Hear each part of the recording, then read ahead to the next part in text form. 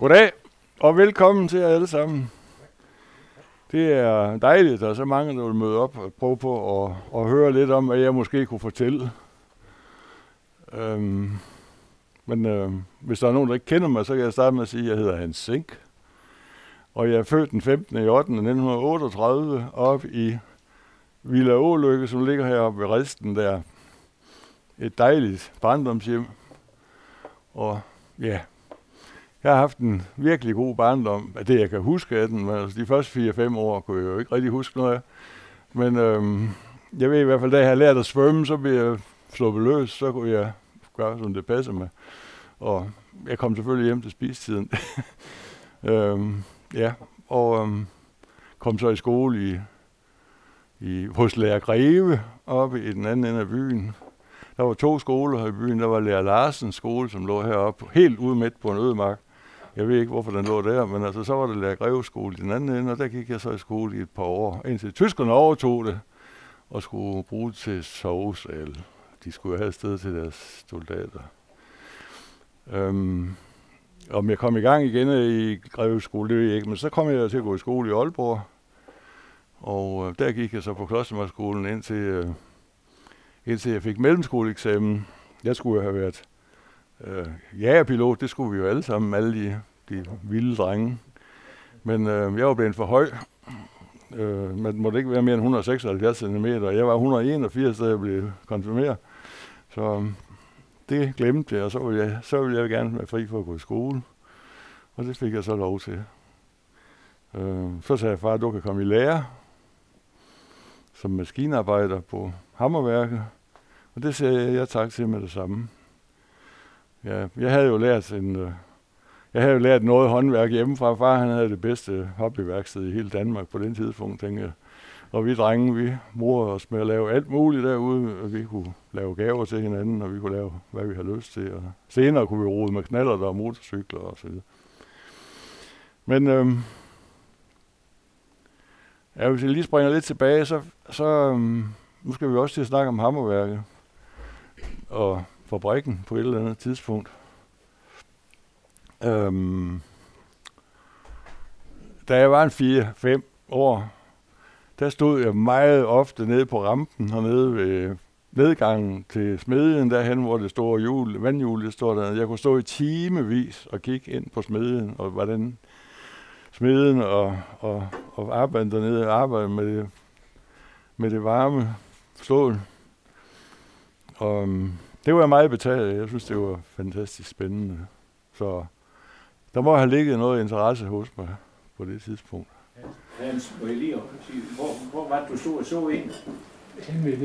Hen ved nedgangen, altså den skrå nedgang derhen, hvor de slæbte stængerne ind til hammer og økser. Ja, hen hvor hjulet, ja, derhen. Der var et betonkant, og far havde sagt, du må ikke gå ned i smedjen, men du må gerne stå der og kigge der.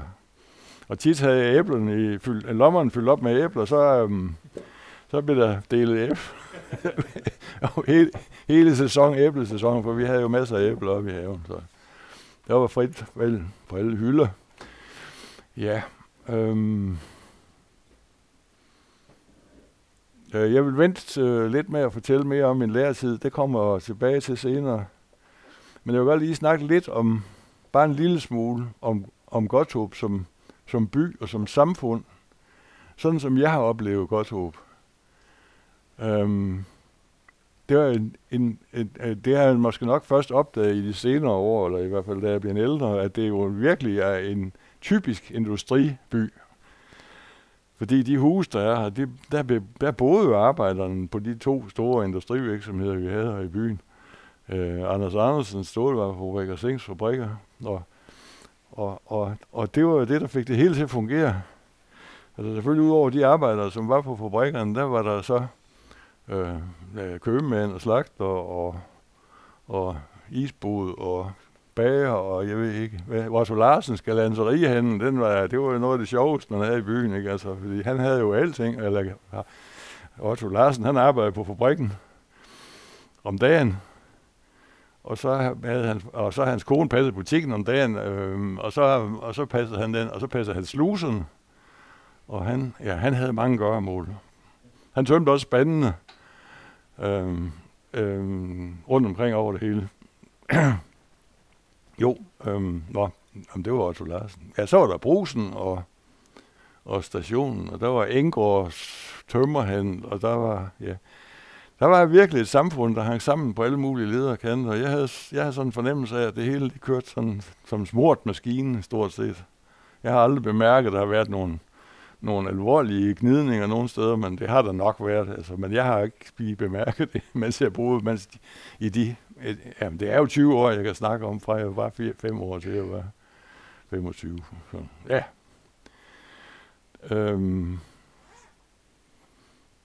Der kunne pindes meget ud omkring det samfund, omkring Godthaab, med de enkelte butikker og de enkelte forretninger og de enkelte handlende, der var her i byen. Ikke? Altså, vi havde jo også Fiskelars, som hentede en kasse eller 2 kasser fisk ned på stationen 2 gange om ugen og kørte byen rundt, og så levede han af det.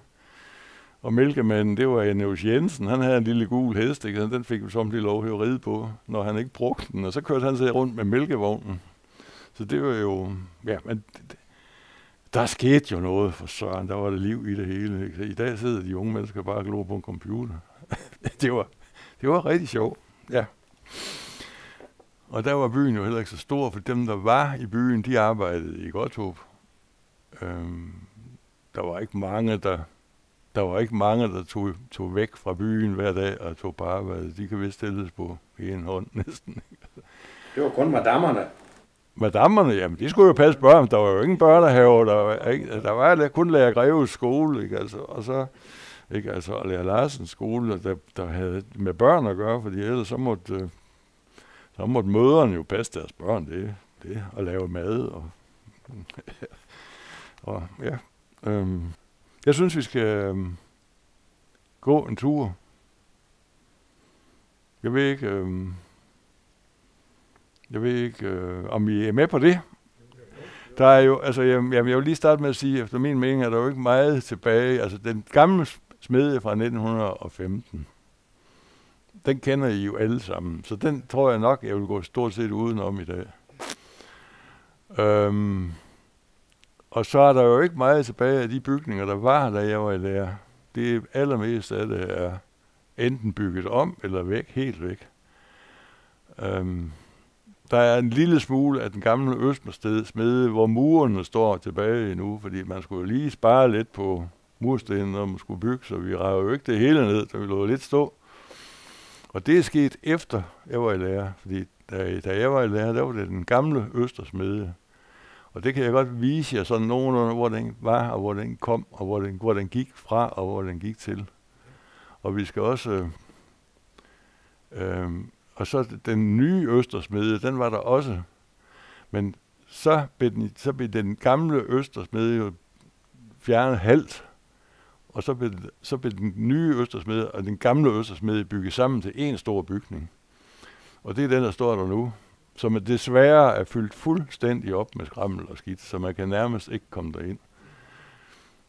Og så der er andre gamle bygninger, der er der så savværket, og der har jeg også været oppe og kigge på, og det er jo en meget sørgelig forfatning også. Det kan man jo ikke bruge til noget som helst, men man kan måske ligesom bruge fantasien lidt, hvis man kommer op og står deroppe, og så sige, det var det, og det så sådan ud. Ja. Så er der de 2 tørreskuer her, ja, og ishuset dernede bagved. Jeg ved ikke, om I ved, hvad det ishus blev brugt til, men det ved jeg. Der blev savet is op på dammen om vinteren, hvor der var godt, vi ventede jo helst lidt inden det blev tøvejr, og så savet is. Så blev der savet is op. Og det blev deponeret dernede i det der rum, som var højisoleret med tørvesmuld, så vidt jeg er orienteret, så vidt jeg ved. Og der lå isen så stakket op og blev brugt til Zink-familiernes isskabe i løbet af hele resten af året. Men der kom den tid jo, hvor der kom køleskab ind, og så blev ishuset lavet om til frugthus. Så gartneren, han lagde alle vores høstede æbler ned op i det der isolerede hus dernede. Og ja, den gartner, han er jo også værd at ofre en halv time på, men vi kan ikke tage, det er ikke nemt for mig at tage enkeltpersoner frem. Men han holdt jo gang i en hel masse ting, den gartner Nielsen, som passede og plejede det kæmpe anlæg deroppe, det kæmpe haveanlæg. Han havde godt nok hjælp om sommeren, der var Elna kom jo og hjalp til, og så var der også samtidig en arbejdsdreng i haven, så der var der i hvert fald på sommeren, så var der 3 fastansatte. Og der blev sendt æbler og frugt til København, til Torvald og til Odense, til familien dernede, og der blev pakket frugt sammen og sendt med først med tog fra Godthåb og til Aalborg, og så med rutebil fra Aalborg og til Løkken, og så kunne vi hente det deroppe, når vi var i sommerhus om sommeren. Det er jo sådan noget fuldstændig uforståeligt, at det kunne lade sig gøre, altså at det fandt sted. Men der var tid til det, ja. Ikke? Og jeg nød det. Jeg elskede dengang, når altså alt det, jeg kan om have og hus og alt muligt andet, jeg gik sammen med ham utrolig meget. Jeg synes, det var så spændende med alle de ting, man kunne lave, og med, så ikke, altså, ja. Men, ja, det var sådan en enkelt person, som det der rum der under, hvor at vandet fra vandturbinen munder ud i vandløbet, der er sådan et rum ind under, der hvor under overdækket, eller ikke under, men der hvor vandet kommer fra vandturbinen, der er sådan et, hvis man kravler ned, så en. Ja. Er det ikke også sådan et frugtrum, der var der? Nej, ikke det, jeg ved af det. Der står nogle frugtkasser derinde. Ja, det kan godt ske, men altså det... Det er der, hvor det går hele vejen ind til turbinen, ikke også? Igennem den land. Jo, altså... Ja. Det har jeg aldrig hørt om i hvert fald. Jeg ved det ikke. Jeg glemte at sige fra begyndelsen, I skal selvfølgelig bare spørge, hvis der er nogen, der har nogle spørgsmål. I tilknytning til det med æblerne der er der nemlig en historie, jeg har fået, som jeg lige skal høre, om den er rigtig. Det var det, og det var det, Per nævnte, i altså kanalen, den overbyggede kanal, hvor vandet løber fra turbinen og ud i åen. Ja. Den kan man jo gå ind i. Ja. Og der er der nogen, der havde fortalt mig, at der var nogle kroge stykke ind i loftet dernede, som man kunne hænge frugtkasser i. Og det opbevarer man frugt. Jo, det kan jo godt ske, det har været gjort før da ishuset blev brugt, der ved jeg ikke, hvad man så har gjort med frugt. Det kan da godt ske, der har været noget. Jeg har ikke aldrig hørt om det. Men det var overbygget en ældre ansat, så må det jo egentlig passe. Og fortalte mig det, og så når de ikke havde alt for travlt, så var de lige nede og sorterede lidt. Jo, det er jo også tilpas luftfugtighed nede på muren, ikke? Altså høj luftfugtighed, sådan at æblerne ikke tørrer ud. Altså det kan nemt ske, men jeg har aldrig hørt om det. Nej. Det er også nok mindst i turbinen. Jeg skal lige spørge om noget. Du nævnte der, hvor du er født, og kaldte det Ålykke. Ja. Hedder det ikke Villa Å Bakke? Ja, det er jo et godt spørgsmål. Det hedder den vist nok, ja. Det er mig, der har galt fat, det tror jeg nok. Men jeg ved det ikke. Altså, det står et eller andet sted. Jeg har læst det. Jeg har egentlig ikke... Så det kalder din lillebror det? Fra Åbakken. Ja. Åbakken. Det lyder også mere rigtigt. For det der... For det Ålykke. Fordi det sted, hvor sælhunden står, det hedder nemlig Ålykke. Ja, men der var jo et bord ind imellem, og så var der klippede træer sådan og det var selvfølgelig også Gartner Nielsen, ikke? Altså og det var jo ikke med motorsav, det var sådan en ikke? Altså, og det blev så holdt der, men vi har jo gamle billeder af mine forfædre og mine bedste oldeforældre og sådan noget, som sidder i Ålykke. Fordi om sommeren, hvis det var for varmt, så kunne man trække herned, der var altid skygge om eftermiddagen, ikke? Og så havde man lyden fra slusen og fra sælhunden, som spyttede vand ud her. Ja. Du glemmer også lige at fortælle, at da du var en stor ung mand, høj ung mand, der hang du lys op i træerne, for at vi kunne se skøjt. Ja, det fik vi jo lov til. Ja, jeg spurgte også, om jeg måtte låne brandsprøjten til at sprøjte, men det fik vi sgu ikke lov til. Nej. Ja. Det part er altså af, vi har is eller lys på skøjtebane lang tid før det kom til Aalborg. Ja.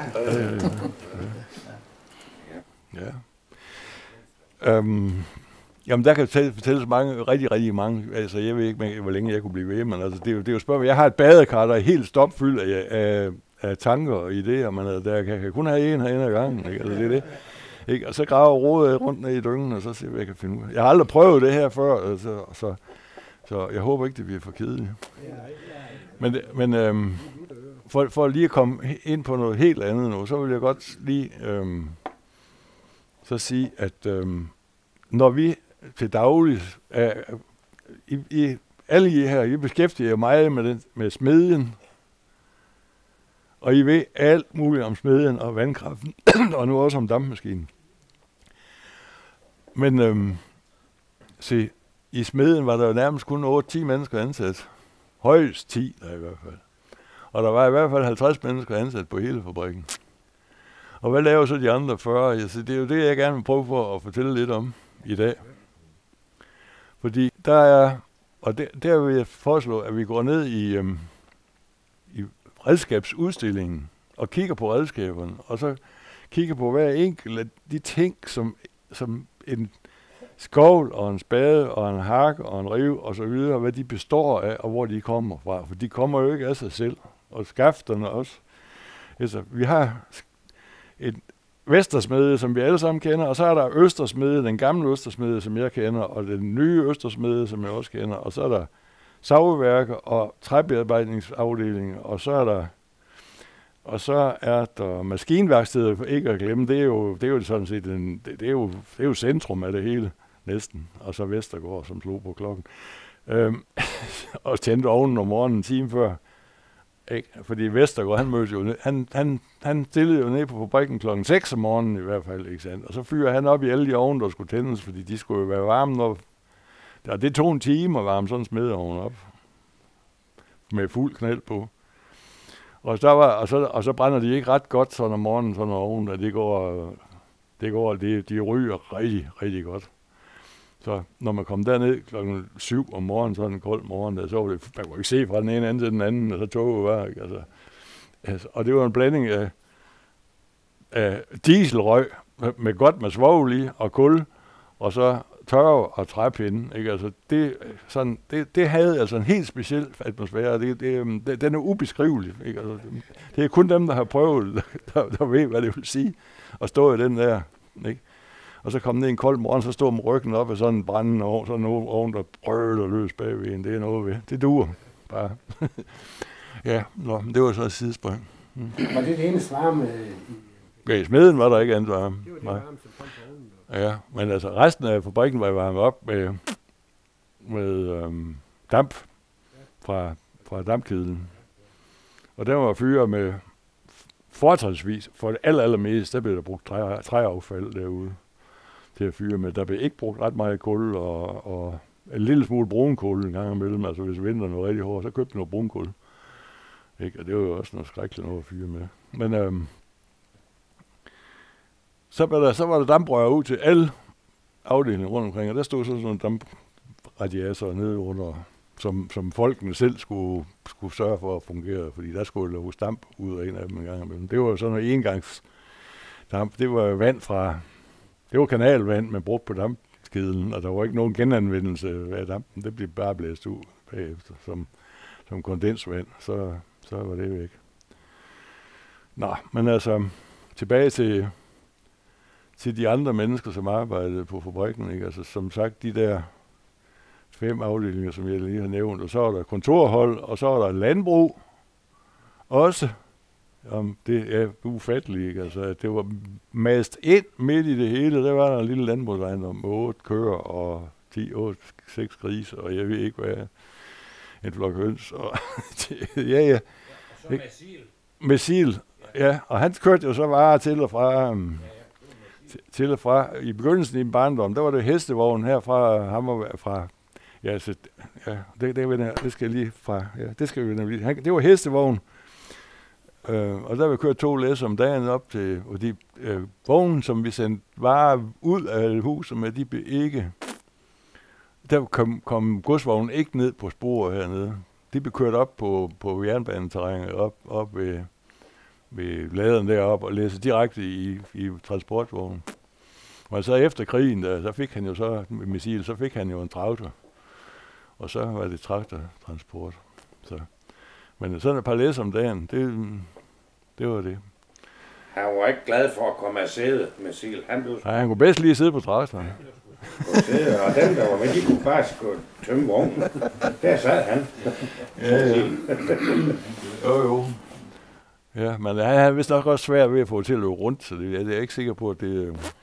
Men han kunne heller ikke få noget kunstgødning, fordi han gik over til den gamle Niels Christian, og så sagde han, at han gerne havde kunstgødning, men det kunne han sgu ikke få det. Nej, der var lort nok at hente den i en møding, ikke? Altså, og så fra spanden og rundt omkring, altså. Ja, så. Jeg kan huske, når han hentede sand, I skulle have strøsand, så havde de hentet sand op i grusgraven, så havde han en kald med, og Masil, han blev siddende på sædet, og Kolden, han stod der og skovlede det her sand op i vognen, indtil den var fuld, og så kørte de hjem igen. Ja. Han rørte sig skudt fra sædet. Nå, men jeg synes lige, vi skal gå ned i... gå ned i udstillingshallen og kigge på redskaber. Så på vejen derned, så tager vi lige lidt af bygningen her. Ikke? Altså, det var jo så de 2 gamle tørvehus, og det blev jo så fyldt op med tørv ude fra heden. Nej, fra mosen selvfølgelig. Og så lå der et kæmpe brændskur deroppe, og så lå der brændskur derhen af, og så der lå klipjernshuset, der hvor man smed alle skråt og alt det der ud, som blev sendt ud til. Det er så væk. Alle de der... Alle de... Hvad for noget? Det ligger ude i stilen. Ja, selvfølgelig. Ja, og så det der ishus nede bagved, det er det eneste, jeg kender. Men så kan man jo så se her, at det der... De mursten, der står nederst der, det er jo den gamle østersmed, som var der jeg var i lærer. Og hen her... Og det, ja, det ved jeg ikke. Det har den nok... Nej, det er jeg ikke sikker på. Det har den ikke været. Nej, fordi gulvet er sænket derinde. Og vinduerne sidder jo også lidt højere op. Og så den knast, der så er bygget ud her, den er bygget til senere, fordi... Ja, det kan vi vente. Nej, vi kan også tage nu. Vi kan ikke komme derind, hvor skovlpræsten den stod. Ja, vi har lige været derhen, der er næsten umuligt. Vi kan ikke komme så mange derhen. Men den skorsten her, som jo er væk nu,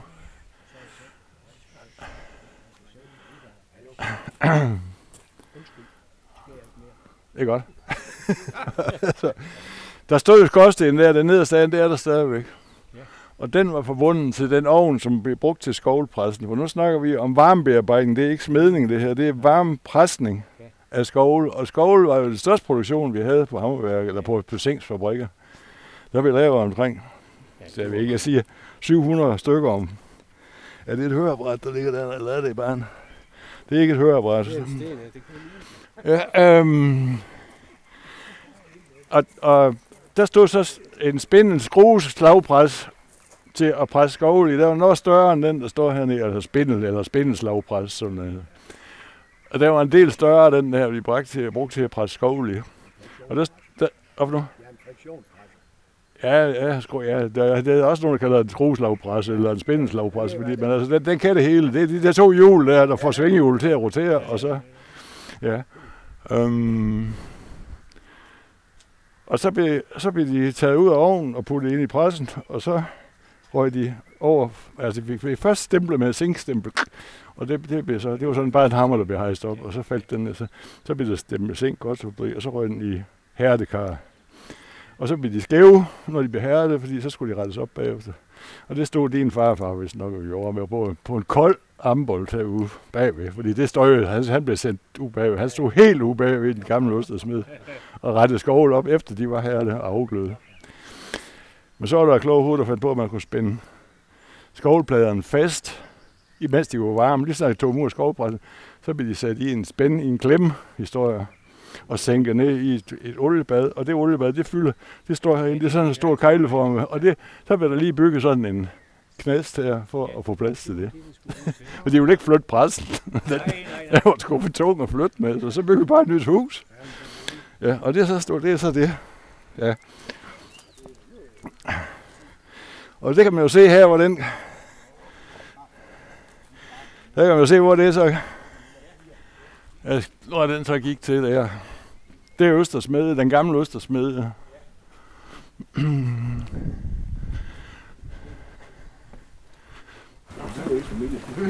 Hvad er de her, Hans? Ja. Er de her forskellige love og sager, der er her? Det er noget, der er sat på bagefter. Jeg kan huske det. Ja, det er altså, der sad en stor ventilator der i, for den blæste røg ud fra hærdekarret. Der stod her, det er også derfor, det hele er smurt ind i olie her. Det er hærdeolie, der er strukket ud i stenen her. Men der sad en vindmølle derinde, som blæste det her hærdeos ud her. Ja. Jeg ved ikke rigtig, hvad det er. Det er bare en ventilationslem. Og det der, det ved jeg ikke, hvad de er. Der har været vinduer i, tror jeg. Jeg tror, der har været glas i en gang, men det er nok også blevet... Det kan være, der har været en dør, men det kan jeg ikke huske. Det var nok også det varme sted, der var her på hele fabrikken. Ja, den ovn, den var kæmpestor. Ja, og der var ingen cirkulation, for det var inde i et hul. Ja.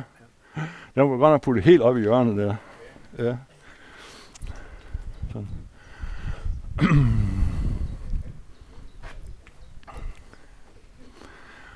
Og her gik så her. Nå, men den er der nu, Axel. Ja. Kører den også med rundt? Nej, det gør den ikke mere. Nej. Men den fortsatte jo så den vej ud der, og så trak den helt ud til skovlpressen deroppe, og så siger jeg, nå, men det var ikke det. Nu skulle vi herned og kigge. Ja.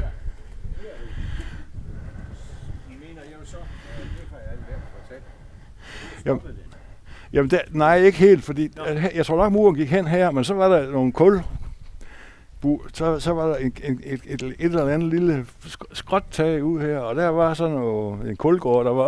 Der var en stor kulgård derhen, men så var der også en kulgård her med og så gik man direkte fra smeden og tværs over ind i. Der var en åbning ind der, og så lå Østersmede til den side. Og så den gamle Østersmede. Ja, den ved jeg sgu ikke, hvor man kan se. Se, der må man jo kunne se springe her også, men den er nok gået hertil. Den ja, den gamle den nye Østersmede, den gik herfra så hen til det hjørne derhen. Det var de to shit der, og de der 4 der, de blev så bygget til. Ja. Da den gamle Østersmede vi ravede ned. Ja. Og jeg ved ikke, om vi skal gå ind og kigge derinde, eller om vi skal... Hvorfor? Nej, har du nøjet med dernede til? Ja, skal vi så ikke gå? Så skal jeg godt. Der skal det den anden vej rundt. Så vil vi jo derinde først. Jamen, jeg skal slet ikke ned i smedjen, det tror jeg. Du ved det ikke? Nej, der går en skorsten ud. Der er sådan en blækskorsten der, og den gik sådan skråt igennem. Der stod en lille hærdekarre eller noget herinde for. Ja. Men vi kan godt gå derind. Nej, du har ikke nøglen der til. Ja, men altså, nu se, hvor langt vi når. Når vi snakker om smedjen, så er det jo grebe af forskellige slags, og 3 forskellige slags hammer, og lægt hammer, lægt 1, 2, 3, 4 forskellige hammer, og økser, der bliver lavet dernede. Men skovlene, som vi hænger her, de bliver lavet i mange flere afskygninger. Og de består jo så alle sammen af et skovlblad og en skovlskinne. Og skovlskinnen, den blev jo så smedet hernede, og skovlbladet blev presset derover. Og det hele kom, og de skovle blev der ikke solgt ret mange af, men de var der alligevel på programmet. Man kan også se, det er en meget gammel prisliste, dem her, men og den skovl, som der egentlig bliver solgt allerflest af, den er der slet ikke noget eksemplar af her. Det var den, der hedder 67K. Der hænger en derinde, der ligner den, men det er ikke helt den rigtige. Men de har været solgt alle sammen. Men I kan se her, hvor mange forskellige værktøjer, der skulle til for at presse skovlen. Det var jo ikke bare lige sammen at smide værktøjer over, så kørte man det. Ikke? Der var 1, 2, 3, og der var jo ikke 2 af dem, der er lige store, de er forskellige alle sammen. Ikke? Og der var et hav af værktøjer, der stod rundt omkring. Og en masse arbejde med at skifte værktøjer og flytte dem. Men som sagt, det endte jo med, at den der skovlblads facon blev den mest almindelige, den graveskovls facon. Og det er noget gammelt noget, det der. De var jo alle sammen lavet med kryk på den måde der. I nyere modeller, altså mens jeg var lærer med det her. det er meget gammel håndtag til sådan en skovl. Det er nok en dameskovl, den er meget lille. Men så er der tråd på den, og det kunne man få den så i 3 udgaver, eller med 4. Den kunne fås i 4 udgaver, sådan 67 kår. Den kunne fås med uden tråd, og den kunne fås med tråd højre, tråd venstre, eller tråd på begge sider. Så det var det. Så, og det var så, ja, altså for at tage pladerne, skovlpladerne, de kom jo hjem i jernbanevogn som firkantede plader, og så blev de lagt, og det foregik på trillebør. De blev båret med håndkraft, og de blev puttet på trillebør, og så blev de kørt. De kom gerne ind med jernbanevogn hertil, eller med lastbil. Det var sjældent med lastbil dengang. Det var ikke mange, der kom med dem, men med jernbanen. Så holdt der en jernbanevogn heroppe med 20 tons stålplader på, og de skulle køres ind, og de skulle stilles reoler herinde og skilles af, fordi de var snøret sammen med ståltråd. Og så skulle de op, og så skulle hjørnerne klippes af sådan en her. Der skulle først de 2 hjørner klippes af. Det var 1 værktøj. De blev taget i hylden og kørt over, og så klippede man 2 gange, og så blev de lagt væk igen. Drillebør. Og så, når jeg var helt færdig med det, han havde lavet 500 eller 1000 eller 2000, 5000, jeg ved ikke, hvor mange der blev lavet. Ja. Så skulle de have frem en gang til, så skulle de klippe de 2 hjørner der. Ja. Og så skulle de hætte på hylden en gang til, og så skulle de frem en gang til, fordi så skulle de lige have lukket hullet. Det var 4. håndtering. Ikke? Og så skulle de i ovnen, det var 5. håndtering. Og så skulle de i hærtekar, det var 6. og så videre, og så videre. Og så var de jo færdige. Så kom de herinde i sliberiet og blev slæbet. Ikke? Eller også gik de i tromler. Der var nogle store ståltromler, der 6-kantede og 8-kantede ståltromler, som var fyldt op med mursten og gamle slibesten og skovlplader eller grebe, eller hvad man nu skulle have. Så kørte de der i en time, indtil de var helt, og det larmede utroligt, og det støvede fuldstændig vanvittigt. Og det var bygget ind i et specielt rum over i den nye Østersmedje. Der er et lille rum inde midt i, hvor man ikke kan komme ind i dag. Altså, og man kan godt komme ind, der er så meget skræmmende. Ja. Men altså, så var der noget af det, tromle med mursten, altså murbrokker og gamle slibestenstumper og hvad de nu ellers havde til putte den i. Så blev de jo flin blank. Og det var de dyre, der så sådan ud. De andre, de var jo sort, dem der, de var billigere model. Ikke? Og derfra så kom de så over i så kom de over i malerstuen. Nej, det gjorde de nok ikke. Så blev de transporteret op på skaftmagerværksteder. Eller efter skafteværksted, ikke skaftmagerværksted, skafte. Og det var helt op i den anden ende. Trillebør. Og så ville det så skafte på deroppe. Ikke? Og så kom de derfra så over på det. Fordi nu taler vi om den administrationsbygning, hvor der nu laver 5 lejligheder eller 4 lejligheder nu. Ja. Det var jo ikke bare administrationsbygning, fordi det var også lagerbygning og ekspeditionsbygning. Fordi der var det hele. Der var kun beboelse i den øverste nordlige halvdel. Og så var der kontor og bryggers og kælderrum nedenunder i den anden halvdel. Og så resten fra midterdøren, indgangsdøren og mod syd, det var malerstue og lager. Og det var bygget helt ind under, der var bygget. Der er jo sådan nogle store, der var den der store flade betonbygning, flade tag bagved.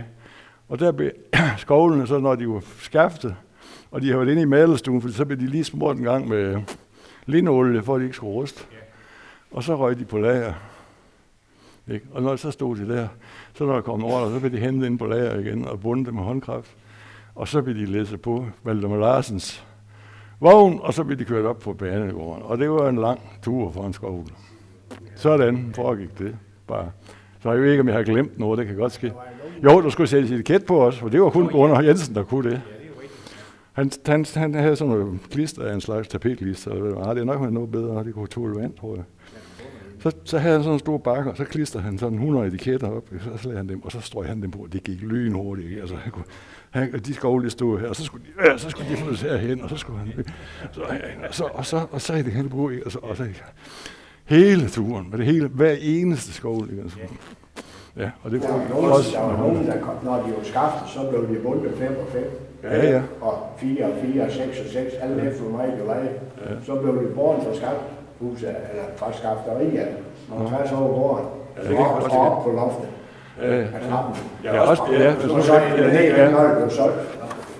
Det glemte jeg så at sige, det var så underetage. Det var malerstue og lager, men så første sal, det var også lager. Og der blev senere hen lavet kontor op. Jo, kontor, altså det må jo være den store. Kontoret blev flyttet fra det underetagen op til... Nå. Nej, det er senere. Og det...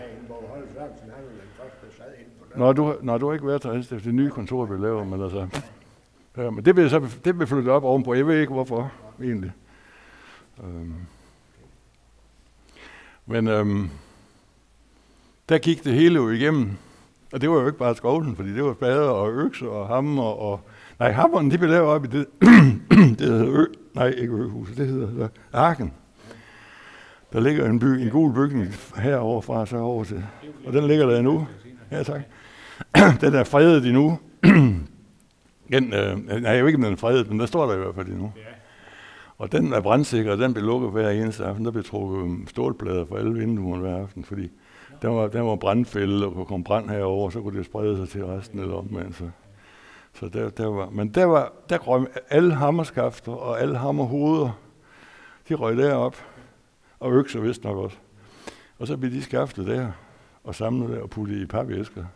Og så blev de solgt også 10 gange en æske med 10 stykker hammer af den ene eller anden slag. Nå. Jeg skal lige spørge dig, Hans.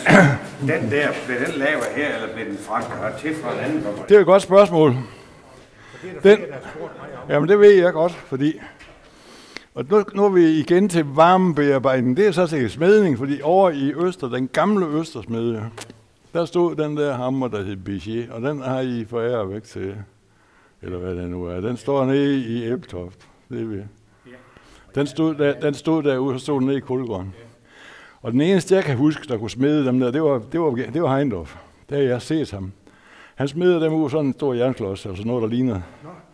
Det der, jamen altså, jeg ved ikke om det, men det ligner altså sådan noget, han starter med, ikke altså. Og så kunne han smede den der på den der Bichet-hammer der, og det tog sgu altså 5 minutter og lave sådan 10 minutter, det kan godt, jeg ved det ikke. Det tog lang tid. Og når den Bichet-hammer, den kørte, vi kunne ikke høre den, når jeg boede op i Ålykke. Men vi kunne mærke jorden ryste, så vi sagde, nu kører Bichet, ikke altså. Så hårdt slog hun. Men, og den blev også brugt til, jamen altså også nogle af de tørvespader, der hænger derovre, de blev også med på den. Ja, den blev så presset op i den der facon der, fordi jeg ved ikke rigtig, hvordan man laminerer den her, men den er ligesom lamineret, den er jo dobbelt her, altså den er dobbelt, den der. Ja, den bliver åbnet bagefter, og så, og den er smedet på hammeren, sikkert altså. Var det ikke bare spare materiale, man brugte 2 forskellige slags jern og stål og banke dem sammen? Jeg ved det ikke, om det er med den der. Men det er for at få lavet de der, for at lave døllen, ikke? Altså det man kalder en dølle, altså på en bagside og en forside. Det kan godt være, det bare er banket ind, lagt ind over her, ligesom. Det er sagtens, ja. Og så den bare smedet i essen der på.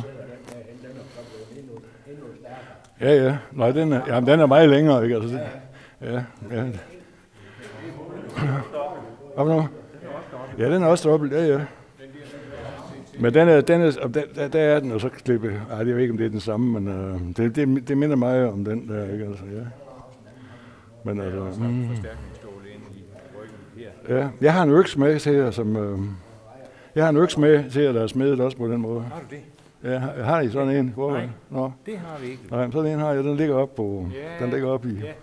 Altså almindelig blødt jern og så stål. Ja, det er runde jern. Ligesom når de lavede ler for at spare alt det. Lige netop. Ja.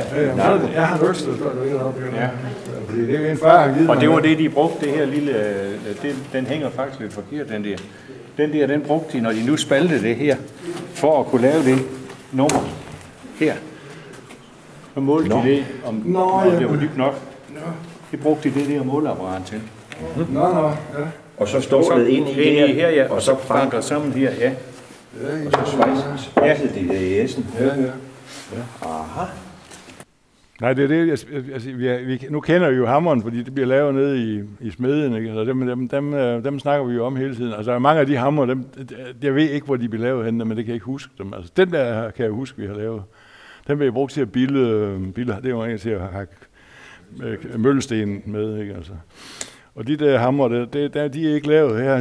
De er importeret et eller andet sted, hvor jeg ved ikke, hvor de kommer fra. Dansk stålindustri. Ja. Men så er der lægtshammeren, og det er den store, den har en knastskinne der. Og det er den der, den havde sat en lille knast på. Og den var lavet sådan for, at når man hæver sømmeuge, så skulle hammerskaftet ikke kunne skride deri. Men den blev lavet nede på Anders Andersens stålhammerfabrik. De havde altså en faldhammer dernede, som kunne slå den der i et slag, tror jeg nok. Altså, man putter bare sådan et stykke jern ind, og så giver man en klask med faldhammeren, og så har man den der, og så bliver den afgrættet bagefter. Og udstanset. Men så snakker vi om en hammer. Den består jo også af hovedet, det ved vi alle sammen, hvordan det bliver lavet dernede. Men så er der hammerskinnerne. Ja, nu er der kun 2 hammer med skinner på her. Og de bliver så standset ud af bladet, og det var så det, der hed koldbearbejdning i stålblader, fordi det var der også masser af. Der er jo så blandt andet de her hammerskiner, og de blev lavet sådan et værktøj, der hakkede træ. De lå skiftevis den ene eller anden vej i banen, og så var der så stensenåle også til, eller huller til. Så det blev også lavet i en ekscenterpres over i Østersmede derovre. Der blev lavet mange kolde ting derovre. Altså sådan noget som håndtag til de der metalhåndtag. Hvor har vi sådan noget hen? De der, dem laver vi også selv. De bliver klippet ud af plade, ikke? Og så bliver de bukket i værktøjer af flere omgange. 1, 2, 3, 4 gange. Ikke? Altså, det bliver lavet i koldbearbejdning. Og senere hen så kom de der plastikhåndtag til, men det var så efter min tid. Det var ikke helt moderne med plastik dengang. Jeg var i lære. Vi havde et kæmpe selskab i søndags. Ja. Og vi var 3, der viste rundt. Ja. Og jeg fik blandt andet det spørgsmål, at det der, det er en almindelig spade. Ja. Det er en damespade. Nej. Og det står der. Ja, og det er den nye. Jeg vil have at vide, hvorfor vender det der bagud, og det vender frem. Ja, men det ved jeg ikke. Det er fordi damer, de vil have alle ting anderledes. Det er en nymodens model, som jeg ved ikke, hvem det er en Christian, han har opfundet. Altså, damespade så jo også sådan ud, dengang jeg var i lærer. Jeg var nødt til at finde på noget. Jeg var i hvert fald. Jeg sagde nemlig det, som du siger, det er nok fordi, damer nu vil være anderledes. Ja. Jo, men du kan nok se, at den er jo lavet på en helt anden måde. Jamen, jeg kender ikke. Den spade, den blev ikke lavet, dengang jeg var i lærer. Ja, den er nyere model. Ja. Ja. Ja. Men den er garanteret. Ja. Men den er jo også varmepresset, den bliver jo også lavet i skrueslagpressen derovre. Altså skovlen og så spaderne der, ikke? Altså de bliver jo også lavet i den samme presse. Jo. Og det var endnu større arbejde at klippe dem ud, fordi de skulle jo klippes rundt her, ikke? Altså, og rundt. Altså, der var mange håndteringer på sådan... Sig dig, den minder mere om de gamle smedespader. Ja, fordi det er jo i et stykke, ja. Men jeg lige ved at tro, den er jeg tror sgu, den er koldpresset. Jeg tror fandme ikke, jeg tror sgu ikke, den er varm. Nej, jeg tror, den er lavet sådan en bundejern. Den holder ikke til en skid, og den går på stykker første gang, man stikker den i jorden. Nej, så har vi noget sjovt her. Ikke? Hvis I lige kigge her en gang, fordi her er altså virkelig en sjov ting her. Det er jo sjovt nok. Det er jo sjovt nok med den her brød. Man må ikke få fingrene i klemmen, så det er derfor, den er bundet sammen dernede, ikke? Men den her, der står godt nok Christian Zink og Søn på den, men sættet det vender altså forkert. For det første, og for det andet, så kan jeg ikke huske, at de nogensinde er blevet lavet her, men den stod hjemme i mit køkken, i min mors køkken, og der har den altid stået. Jo, men den er også i. Og så skulle der sættes ny klinge på, fordi da jeg var i lærer, så var det jo noget af det værste, vi kunne blive sat til. Det var, når folk de sendte sådan en brødarm ind til Zinks fabrikker, fordi at rugbrød det har stået og taget hul igennem. Det er simpelthen syren i brødet, det har jeg taget igennem. Og så var det lærlingens arbejde at få den gamle klinge, slippe de gamle nitter af, og få banket dem ud. Og så havde vi et hav af forskellige størrelser. Til hver eneste fabrikat, Ginger og Sings, og jeg ved ikke, hvad de hedder alle sammen, der havde vi et lager med klinger til brødmaskiner, og så skulle den sådan nittes på igen. Og så i 2 ud af 10 tilfælde, så knækkede det der støbejern, når man nittede den. Og så skulle man ud og svejse, eller også, den har også været knækket. Den har også været knækket en gang.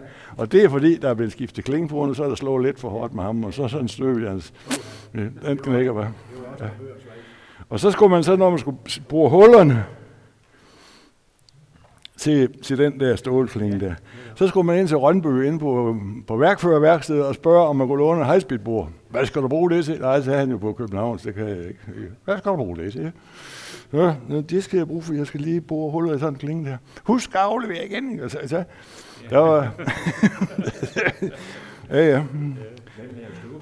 Det gjorde Støtter et jernstøberi. Nå, som fastgjorde. Jamen, det er også de stikvogne, der står derinde, altså ja, der er ingen af delene, der vil lave imens jeg kan huske i hvert fald. Nej, altså, det er noget gammelt. Nej, det er meget ældre. Altså, Men I har været med på i deres kataloger, deres gamle kataloger. Ja. Og det der, det kan jeg jo heller ikke huske. Altså, sådan noget som det der, altså sådan køkkenknive og sådan. Ja. 1905 eller ja. den ude. Ja. Og den kan jeg så ikke huske, men præcis. Nej. Ellers står der 1819. Ja, men altså... Rødvald, de kom ind og... Ja, de overtog alt det der. Ja. Nå, men så var der lige... Jamen, det var jo så koldbearbejdning. Jo, sådan en som den her, som Brokker opfandt, og han fik ordentligt købt patentpenge for det. Altså, det var virkelig... Jeg synes, den er genial. Den er simpelthen bare genial. Og jeg kan ikke forstå, hvorfor salget gik i stå, fordi at den er meget, det der, det er jo en lysbro-model, den der. Sådan så de ud, fordi der kunne klingen også skiftes ud, men det skulle bruge værktøj til. Den der tager man bare med håndkraft, ikke? Men så kom det kom hjem i båndstål, i sådan nogle kæmpe store ruller, og blev klippet af. Og så blev de så hakket hjørner af, og i 3-4 forskellige længder, de der klinger, så kom man på, hvor langt der var mellem rorækkerne, eller... Ikke? Og så de der håndtag, så blev der lukket firkantede huller deri. Ikke? Og så blev de slebet herinde på en stor slibmaskine, og bygget specielt til at slibe dem her med. De er jo slebet på den anden side, der de er jo fast.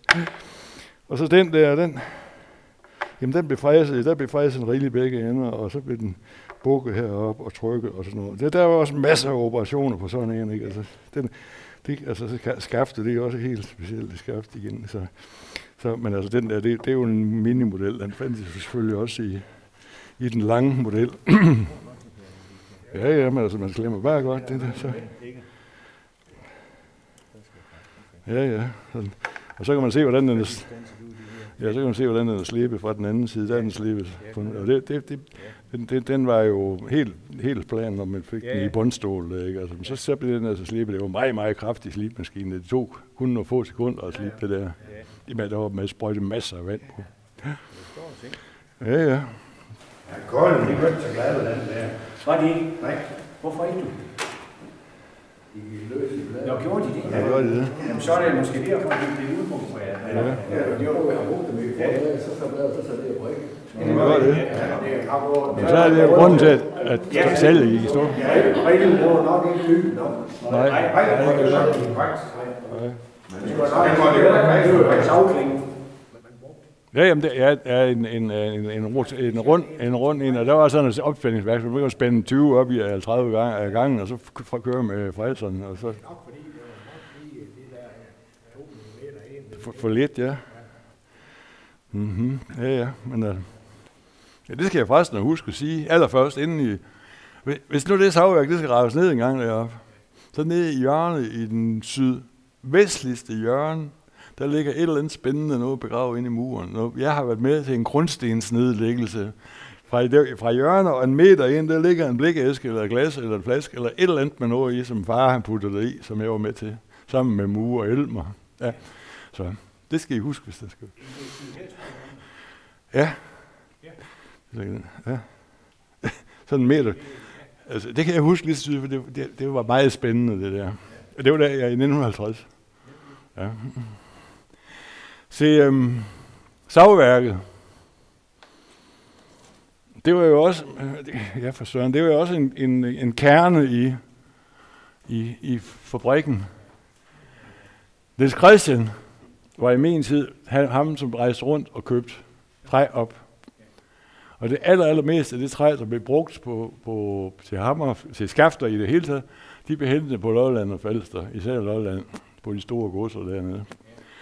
Og man kan altså ikke få lavet asketræ i Nordjylland, det kan ikke lade sig gøre. Jeg kan godt få valgt asketræ til ro, men det bliver aldrig til brugstræ. Det kan ikke bruges til noget som helst, det kan kun bruges til at fyre med. Så kom det hjem, og det er sådan en nye kran, den gamle har vi ikke lige noget billede af her. Og der fik vi så at vide, at vi måtte ikke gå op på de stammer der, fordi hvis de rullede, så var de farlige. Så de lå der. Men der var nogen, der håndterede dem, og de ville køre så ind på bloksav, og den har vi ikke lige nogle billeder af her. Men en stor sav, som i første omgang sav med sådan et savblad her, som kørte frem og tilbage, med et stort svinghjul og en krumtap. Det blev så senere, og det var jo over i den gamle bygning herovre, hvor banen den ligger. Der lå savværket på tværs igennem der. Det blev først flyttet deroppe i 1950. Ja, så blev de sav kørt ind, og så sav i blanker en efter en, ikke altså. Og den nye båndsav, den var 5 gange så hurtig, som den gamle den var. Og så fik man sådan nogle blanker ud af det. I forskellige længder og forskellige bredder, størrelser. Og så var Savskær Persen i min tid. Så havde han modellerne, og der var mange flere modeller end dem, der hænger her. Og dem havde han så hængende på en tavle, og så havde han et par bukke, og der lagde han planken op på og vendte den og drejede den et par gange og kiggede på den på begge sider. Og så fandt han ud af inde i sit hoved, hvad der kunne blive ud af sådan en plank som den der. Og der kunne du jo nok se, at der er 50% spild i sådan en der, og det var der næsten altid. Der bliver 3 skovskafter og 2 derovre. Der kunne godt have blevet et par hammerskafter her også, men dem har de så haft nok af. Eller også noget, til nogle håndsædepinde kunne der også godt have blevet. Men altså hvis ikke man havde brug for det på det tidspunkt, så blev det kasseret. Og det blev så brugt til at fyre med rundt omkring alle steder. Både i fabrikken og i gedlerne og i hjemmene rundt omkring i byen. Man kunne købe træ til at tage med hjem og fyre med. Det kan være, du ved bedre, Ole, hvordan man gjorde det dengang. Ja, vi fik det jo gratis. Man havde jo især det autotræ. I senere år, der blev det så lige sat 2 jernvogn omkring. Ja. Og det var det yderste. Ja. Resten, det kom ud i sådan nogle stykker. Ja. Op i savværket. Og ud i en sådan lille jernvogn. Ja. Og så kunne folk sådan set bare få det i de stykker. Så var det savet op. Ja. Men det kunne man så købe til med hjemme i kakkeovnen, ikke? Altså, så Jo, men altså, der har altid været sådan, at jeg tror nok, at det har altid været sådan, at arbejderne de kunne købe, eller en del af lønnen, eller hvad det nu har været, så fik de træ med hjem til at fyre med. Men resten, det blev så brugt i kedlen her, eller også i krigsåren, der blev det også brugt i smedeovnen rundt omkring. Træaffald og tørv og olie og kul. Men det var så det, der blev ud sådan en pind her, men altså, så, der er knaster der er revnen dernede, og så, altså, det kan man ikke bruge til noget, og så smider man resten med, og så er det den næste, og så kører det ind i båndsaven, han står der, og så saver dem ud i den facon her, og så ryger de på lager op i tørhusen, og det var dem, vi havde her, der var et billede af tørhus. Der er et af dem der, det er der ikke mere. Og så stod der et herovre mere, og så et længere op igen. Så der var 1, 2, der var 3 den vej op af tørhus. Og der skulle det ligge i mindst 2 år, indtil det var knastør. Og det foregik jo på, at når de var savet færdige der, så var det igen sådan her, ikke altså. Og så ud på trolden over, der var sådan en firehjulet trolde, der var 2 meter lang og 2 meter bred. Så blev den læsset. Og så kørte der 2-3 mand op med sådan en læs skafter. Og så stod der en ude ved trolden og smed skaftet ind til ham, der stod derinde. Og så tog han, og så smed han det op til ham, der stod deroppe på toppen, og så stablede han. Ikke? Og så foregik det op i 3-4 meters højde. Ikke? Altså. Og så er det den samme til veje tilbage igen, og skaften de ligger 2, og så tog man derned, så smed den ned til ham, han tog og derud, ikke? Altså, og sådan frem og tilbage. Så var vi det ned i skaftværkstedet, og det kan vi komme til at snakke om senere. Så kommer de til at se sådan ud. Nej, det kan vi lige så godt. Hvad med den her? Det er ikke en, du kan huske. Nej, den er ikke, jeg tror ikke, den har været i produktion. Og så er det jo været lang tid før min tid. Det er jo stolben, der sidder der. Det er jo ikke noget, vi har... Stolben? Det tror jeg ikke. Det er ikke det. Jeg tror, det var det her lige skafter til... Vi brugte jo skovskafter til stolben. Ja. Jeg skal lige fortælle dig noget. Den trolje, den skubber vi efter fyraften med tænk på. Langt op forbi stationen og langt op i Snevolden. Og det tror jeg ikke, din far har og andre. Det har jeg ikke vidst noget. Nej, det var ikke. Bror Ole havde også en motorcykelmotor på den. Ja, Erik og Leo og din lillebror og mig. Ja. Det var livsfart, men hvis nu toget var kommet. Ja. Nej, men altså, vi kan lige så godt gøre det skafter færdigt der, nu vi er i gang med, fordi skaftemagerværkstedet er der jo ikke mere. Det er jo, altså, jo, det moderne derovre, det var jo så det der fungerer indtil for nogle få år siden, men det er jo ikke det, jeg kender på min barndom. Den maskine, man lavede skovlskafter på, den var bygget af egetræ og kuglelejer og stålaksler og remtræk i læssevis. Hjemmelavet. Så tog man sådan en pind her og spændte op i en slæde, og den har vi selvfølgelig ikke af. Den eksisterer ikke mere. Men der var sådan en lang stålslæde med skinner med, og så sådan en spændeanordning på enden. Så blev skaftet spændt i den med... det kan vi vist godt tage ned. Nej, det kan vi ikke. Men den ene side, den side heroppe. Og så blev den skubbet ind. Han ville var fremtrækket, og så kørte den igennem et fræsehjul, som fræsede den rundt på den ene side. Når den så kom ud, så blev den kørt tilbage, og så blev den flyttet over i en slæde, der så modsat ud. Den havde den modsatte facon. Og så blev den kørt igennem der en gang til. Og så var der kun lige et stykke hernede, som fræseren ikke kunne nå at tage. Og det skulle så fjernes bagefter med en høvl, eller senere hen med 2 båndsavklinger, sådan to sav, der hænger ind der. Sådan 2 sav, noget lignende det der. Det blev brugt til at, der sad sådan 2 lidt tæt, så kunne man lige køre den derned imellem. Det sad vi i bakken barderen. Det var net, de sad på siden af hernede, når de var fræset. Så skulle det flyttet igen. Ikke? Altså, der lavede sådan nogle specielle vogne, de kunne køres på. Og så skulle de ind, så skulle det her saves, det her facon her, det foregik på en båndsav. Og der stod en og sagde, og så væk med dem, og så frem med den næste, og så den næste. Og så blev de så flyttet igen, og så skulle jeg hen og lave den ende der, og den skulle jeg også lige. Nej, inden den blev lavet, så kom den ind i slibemaskinen, så blev den slibet med båndsandbånd. Sandbånd, sådan en kæmpe stor maskine, så stod her med bånd, der kørte rundt. Så kunne vi det der skaft på lægen, og så dreje rundt, mens vi kørte ind og ud igen. Og så blev enden snuppet af deroppe, og så blev den der sat limet og sat på og banket søm i. Sådan. Så er skaftet færdigt, så blev det boret op i skafteriet, og så blev det sådan igen en ny afdeling. Fordi der var så mennesker, det ved jeg ikke, 5 mennesker indsat i soveværket og 5 i skaftemærværkstedet. Og så var der også 5 oppe i samleværkstedet, og så var der, og der blev alle skovlet. Jeg ved så ikke engang, hvor greben de blev samlet hen. Kan du huske det? Jeg ved ikke, om det gik derop også. Ja, men altså, det gik derop. Det gik derop og blev samlet alle sammen.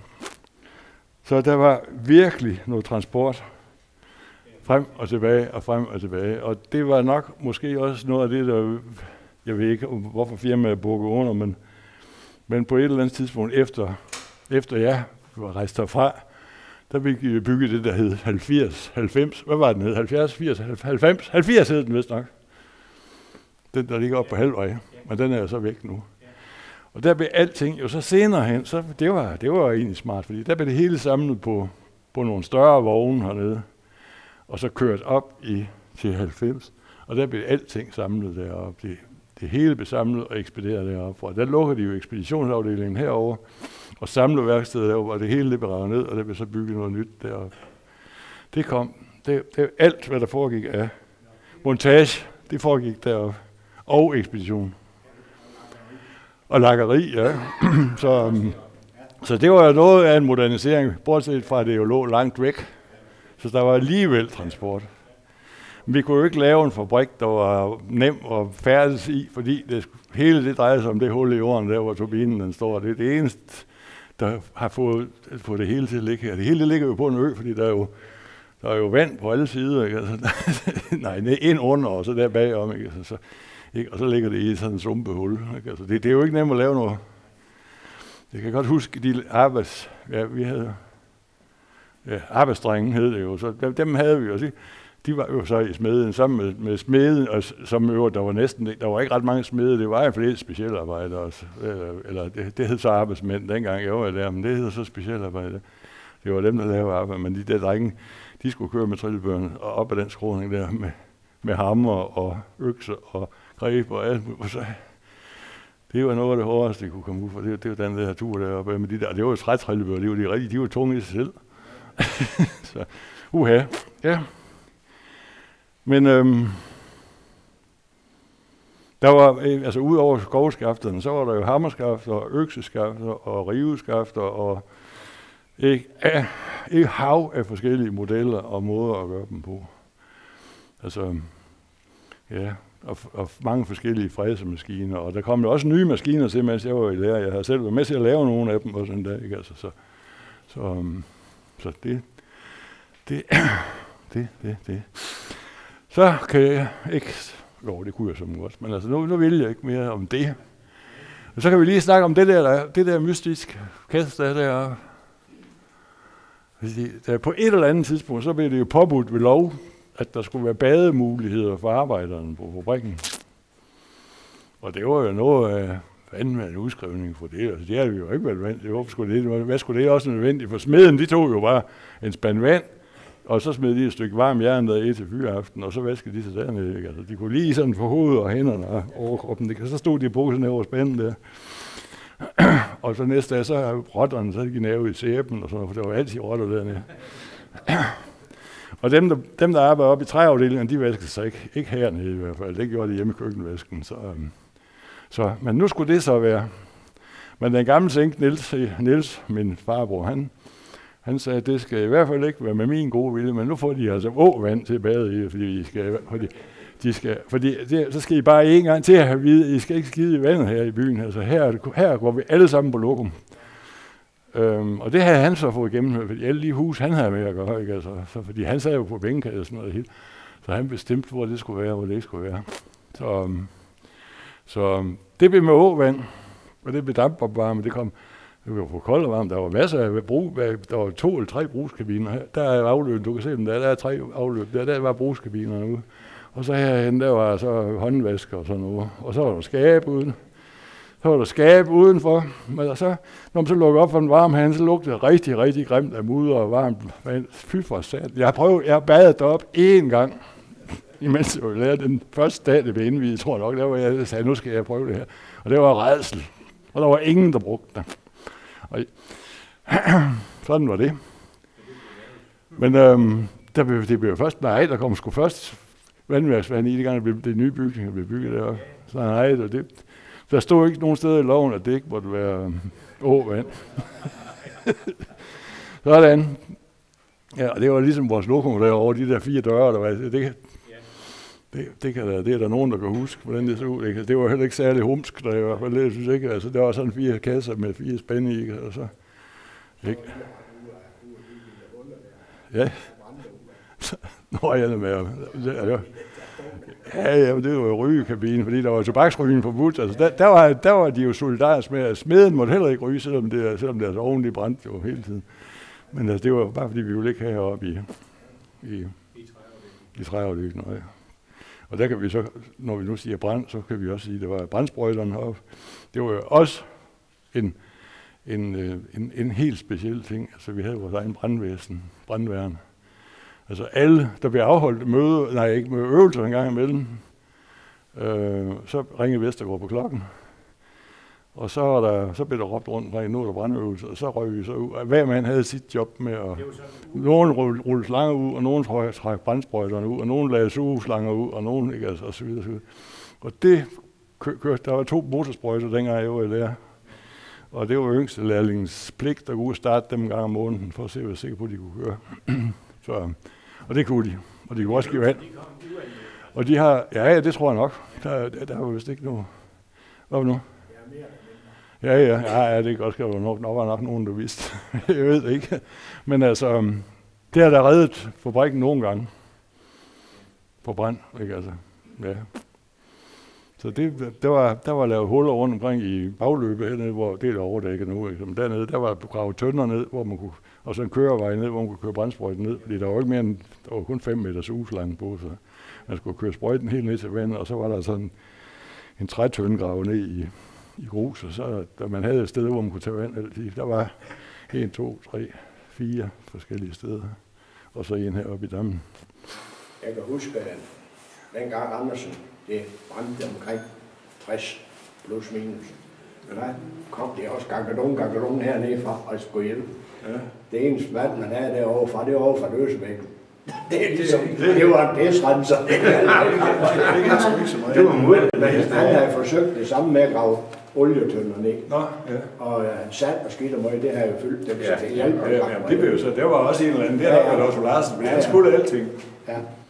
Ikke? Altså han havde mange job. Det, ligesom Vestergaard, ikke? Så det var egentlig Vestergaard, der styrede det hele, fordi altså, det var ham, der ringede på klokken om morgenen, og det var ham, der ringede på klokken til middag 2 gange om aftenen. Ikke? Altså, og der har han rettelse til, jeg ved ikke, hvem der havde skrevet den sidste årsberetning. Der står, at man skal slå 3 slag og 20 og 3. Men der er en, der har hørt forkert. Det var altså ikke 20, det var 7. 7, ja. Ja, sådan. Men altså, det kan jeg huske. Jeg kan huske melodien endnu. Jeg har hørt den mange 100 gange. Ja, ski med det. Det betyder ikke noget. Men der var også på den brandstation, der var jo heller ikke nøgle. Nej, der skulle man bare lige... Jamen kan man ikke det nu stadigvæk? Er der låst på noget? Nå, ja. Nå, men brandsprøjterne, de er jo heller ikke deroppe mere. Ja.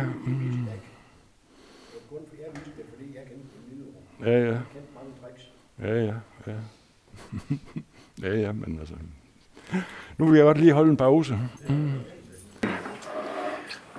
En af de ting, som var, ja, kan man sige, hjertet i hele fabrikken egentlig, det er jo selvfølgelig administrationen og direktøren og Ole Sørensen og hvem der nu sad over på kontoret, det var dem, der skrev papirer. Og det ved jeg jo ikke så meget om, fordi jeg var jo ikke nogen bogen, men jeg var jo en af de der praktisk begavede, som man siger, Havsgaard. Ja. Så hvad der foregik over på kontoret, ved jeg ikke rigtigt, men altså, Bo Holger Sørensen, han sagde altid, han sad der tit ned om lørdagen og om søndagen, og så sagde jeg, hvad laver du? Så siger jeg, jeg øver med at skrive et-tæller. Og så sagde jeg, det var da en god idé. Jo, og så samlede jeg på frimærker. Nå, har du stået sammen? Nej, han forærede dem væk. Men altså, jeg ved så ikke, hvor de blev af, men altså, han havde sine interesser, og han var på kontoret. Og den gamle Zink, min farbror, ham kaldte vi den, og det var den bedte. Min far, han hed jo Mester Erik. Og Niels Christian, han hed den bedte. Men de sad derovre og passede det, og det gik jo også fint nok, og vi fik vores lille lønbrug. Jeg kan huske, altså, det er ved at køre ind på nu, det er maskinværksædet. Og min første ugeløn, det var på 28 kroner. Og der fik jeg en lille gul pose, og dem kom på Sørensen ud og gav simpelthen sammen med, han havde jo sådan en stor serveringsbakke, der lå 50 poser på, med navnen på, skrevet sirligt med håndskrift på. Og så fik jeg så 28 kroner, og det var jeg da glad for, fordi der var der både til en tur i byen og til en biografbillet og lidt forskellige også. Så jeg kan ikke noget for at bo hjemme, så det var fint nok. Nå, men det var så, det jeg ville ind på, det var maskinværkstedet. Maskinværkstedet, det er jo sådan set hjertet i hele fabrikken. For uden det maskinværksted, så var der ikke noget som helst, der fungerede nogen steder. Og vi var 2 svende, altid 2 svende, og så 2 eller samtidig 3 lærlinge og en arbejdsdreng, som fik det til at køre. Og når jeg nu har fortalt alt det, jeg har vist jer alle de ting og alle de værktøjer og alt det udstyr, der skulle til for at lave varme smedning, varme bearbejdning, koldpresning og smedning og stansning og træbearbejdning og murarbejde og alt muligt andet, så er der ikke noget at sige til, at vi har travlt altid.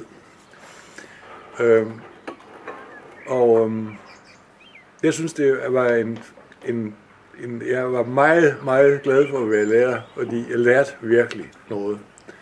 Jeg har været hele turen rundt med alt muligt forskellige værktøjer. Så, det var ikke bare værktøjer, det var også maskiner, vi byggede selv. Ikke? Fordi der kom jo en moderne eldrevet maskine til en gang imellem, altså nye pudsemaskiner, nye fræser og træbearbejdningsmaskiner og forskellige ting på de 4 år, jeg var i lære. Ikke? Og det fik vi jo lov til at lave sammen med svendene, der fik lærlingene lov til at bruge fantasien og bruge hovedet og bruge hænderne. Og det var virkelig, virkelig dejligt et sted at være. Så ja, uden det, der var der ikke noget zinkfabrikker. Men uden alt det andet var der jo heller ingen zinkfabrikker, kan man så sige. Men jeg er bare lidt stolt over at vi kunne lave så meget med det elendige værktøj, vi egentlig havde. For det blev godt nok sparet på maskiner og på værktøj. Der var ikke noget rutten med noget, der blev sparet på. Altså, ja, sådan var det. Det var, det kan jeg ikke sige så meget.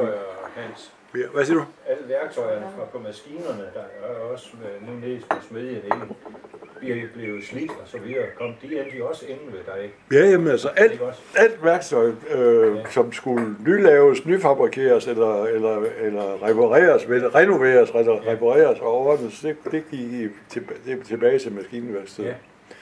Og vi havde også mange opstillinger, fordi hver gang altså excenterpresserne, der skulle stilles nyt værktøj op i excenterpresserne til enten at stands håndtag ud med altså grebhåndtag, eller til hammerskinner, eller til spader, eller til hvad som helst. Så var det en lærling eller en svend, der var over og pille det gamle værktøj ned og sætte det nye op, ikke? Altså, så det kørte, som det skulle.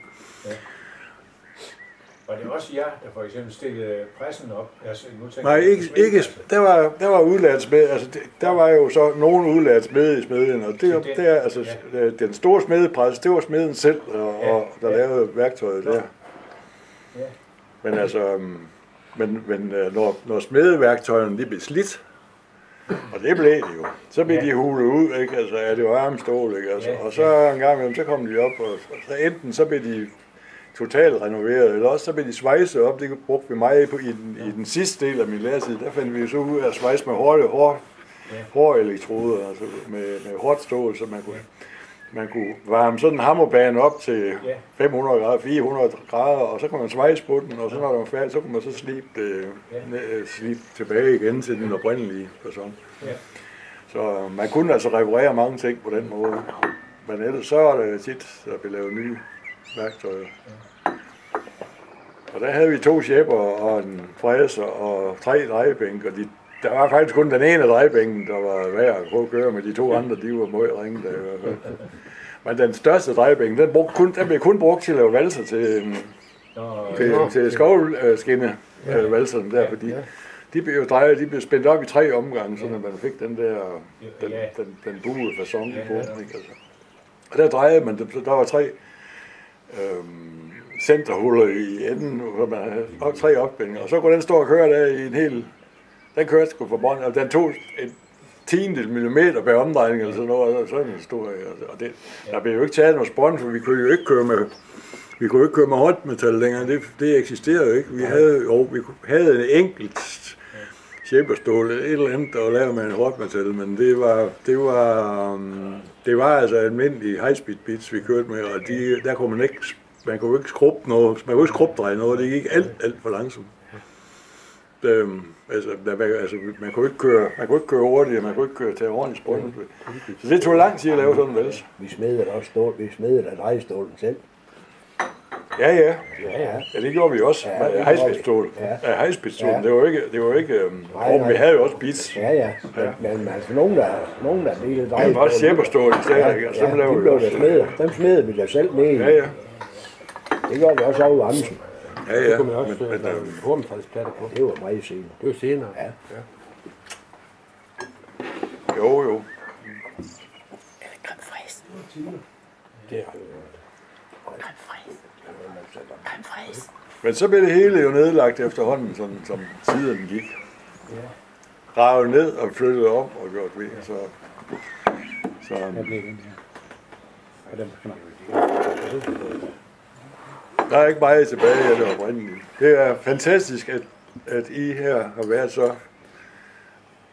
været så fantastisk til at holde den Vestersmedie i gang, som den er. Ikke? Så det er jo et kæmpe stykke arbejde, der ligger i det kan jeg godt se. Det er, der er virkelig lagt noget i det, og sjæl i det.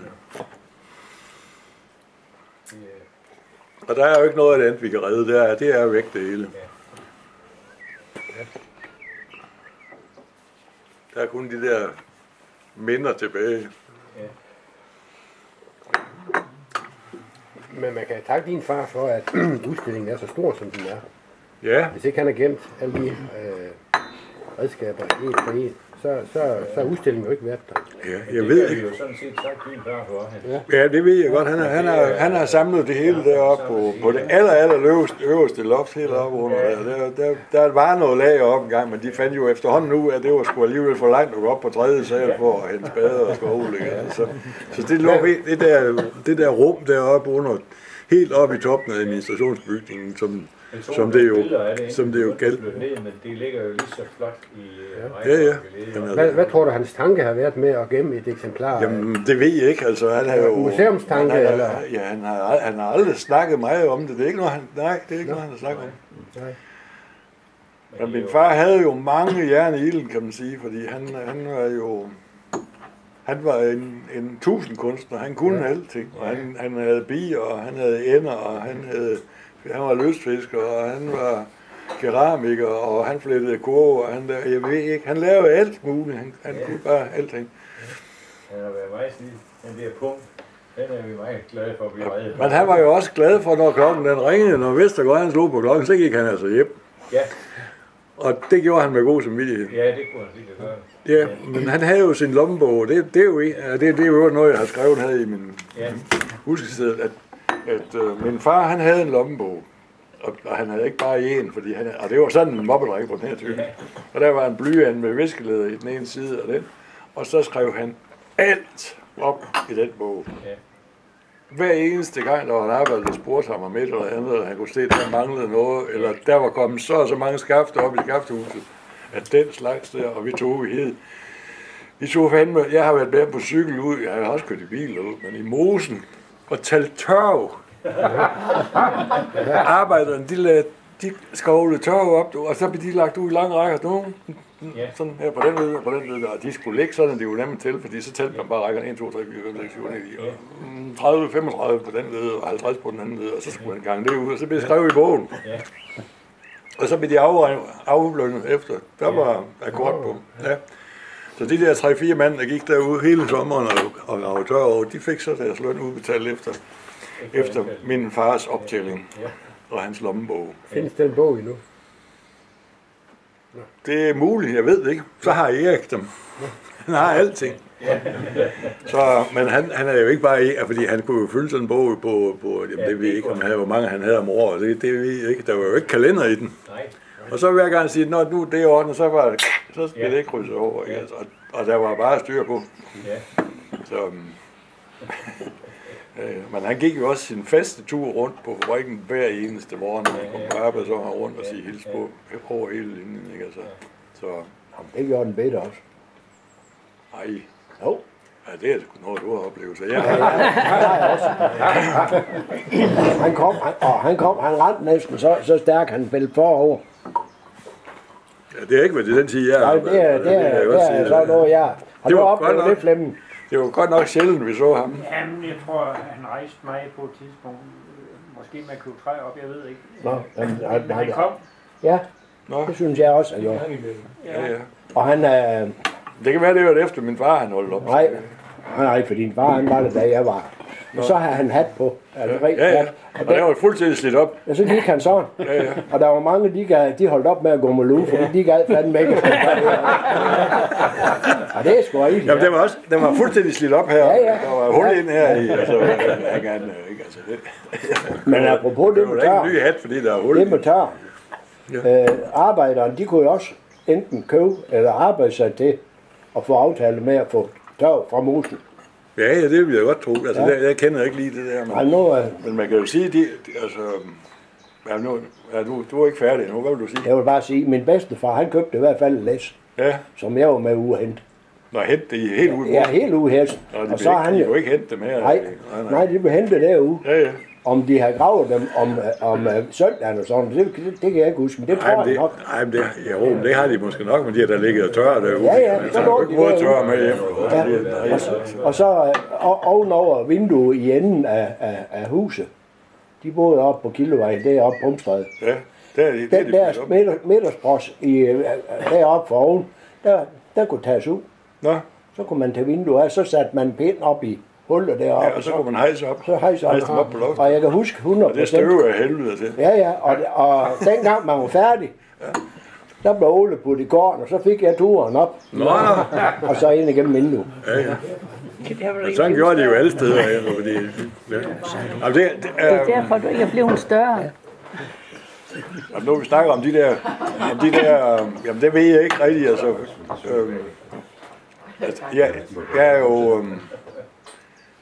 Jeg har jo aldrig nogensinde fået at vide, hvem jeg måtte lege med, og hvem jeg ikke måtte lege med. Det var fuldstændig frit, ikke? Altså, der var ikke noget med snobberi eller noget nogen steder.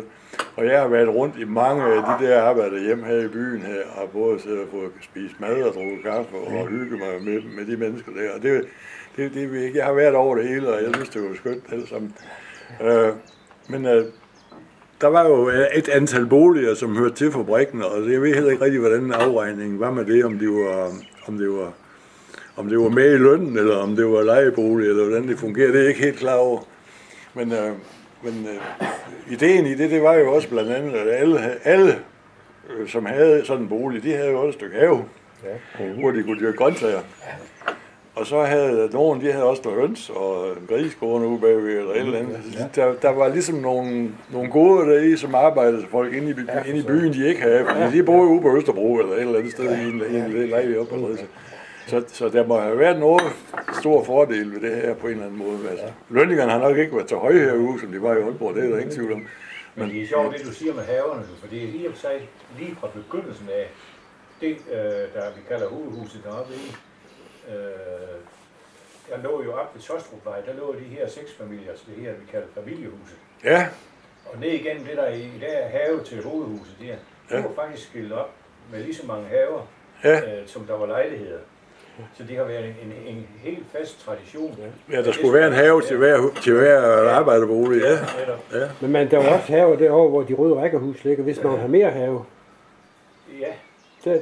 Det er gamle haveanlæg. Ja, det er det. Dem der har boet i møllen, altså der hvor møllen var, de 6-7 lejligheder i Emil Bus og alle dem der. Ja. De har jo have derovre, hvor muren, Egon, han har stuehus. Ja, altså lige der hvor Blishøndervej, den går hen på. Langt fra selve. Lige ved siden af, lidt længere mod øst end. Der var et stykke jord til dem derovre, fordi de kunne ikke have udenfor. Otto og Margrethe, de havde også. Ja, nemlig. Og en ligesådan pumpestræder og hvad hedder den anden? Kildevældsvej. Ja, Kildevældsvej. De har byttet om på navnen. Ja. Hvorfor, det ved jeg så ikke. Nå, har de det? Ja, fordi Pumpestræde, det var Kildevældsvej, og Kildevældsvej, det var Pumpestræde. Sådan var det bare. Fordi, jamen op i det, der hedder Kildevældsvej i dag, der stod der 2 pumper midt i gaden med 20-30 meters afstand. Der stod en lige, hvor man kom op ned fra Engårds, og så et lille stykke der stod så en pumpe sådan ude midt i gaden, og så 20-30 meter længere, der stod en mere. Det var et pumpestræde. Og så Kildevældsvej, det er jo noget nyt, det kom til, men det var fordi, der var Kildevæld nede i din bedstefars have. Nej, ved siden af. Ved siden af? Ja. Nå, det var ved siden af. Det var Carl Peter.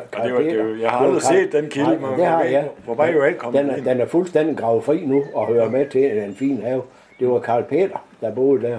Nå. Han havde en knægt, der hed Kurt. Kan du ikke huske ham? Hvem? Kurt. Jo. Ja, tænkte nok. Ja. Jo, okay. I var cirka. Ja. Det var Carl Peter, der boede der. Nå, ja. Og Ingermann Jensen, han boede i den anden. Ja. Og i den Carl Peters have, der var kilden. Nå, ja. Men det var også den skulle jo så ikke hedde Pumpestræde. Nej, den stod op til min bedstefars have. Ja. Men der var åen, det der lille rende, der var der, men der var imellem. Og den rendte jo så ned på Vildegard og Nielsen. Ja, ned på nordsiden. Ja, det var den der gule bro. Men Mads Peters hus, det blev jo revet ned. Ja. Hvorfor? Jamen, det var fordi regnen den skulle udvise. Nå, det var derfor. Ja. Men der er lige noget, jeg skal spørge dig om nu, mens du har hjernen klar. Det hus, der var oppe ved Mølledammen, der tror jeg nok, der var båd i. Bådehus, Var der en bro, blev det brugt til anden båd? Nej. Jeg kan ikke huske andet. Nej, vi spiste kage op. Ja, og lå op på tag og sol. Og drak sodavand. Ja, og spiste æblerne. Der er skidt noget med det, Hans, men det blev ikke brugt til andet, vel? Nej. Der lå en kajak. Ja. I over, og det var egentlig Erik Sørensen, han havde bygget. Ja, og der var også... Og den var røvet, fordi der var lavet træskelet, og så var der sådan bomuldslaget, eller hørlaget, eller det var malet, men der var faldet fra hinanden, den kunne ikke holde mere. Der var også sat ned i jorden, jern og ruller, så man kunne trække båden ud. Der var to både. Ja, det kan være, det er der nu, det ved jeg ikke, men det kan også være, det er groet. Jeg har vagt der, jeg kommer lige. Der er ikke noget tilbage af det er vigtigt. I kan godt høre, at I er gået glip af noget, ikke? Nå, vi har simpelthen haft det dejligt som drenge. Og vi havde også to både herude. Ja. Der er det store jernbåd, og så en lille hvid træbåd. Var den ene ikke en ponton fra? Nej, det var også været. Ja. Nej, det var sådan 4 olietønder eller et eller andet, der var bygget stillads på. Jo, det var fordi, der er en god historie også om den.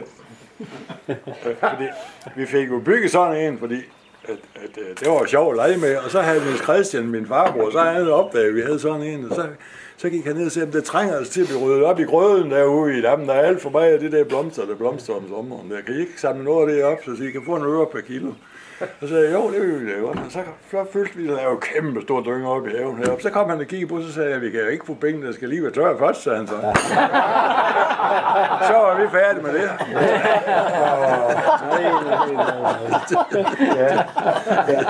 Ja, det er jo typisk.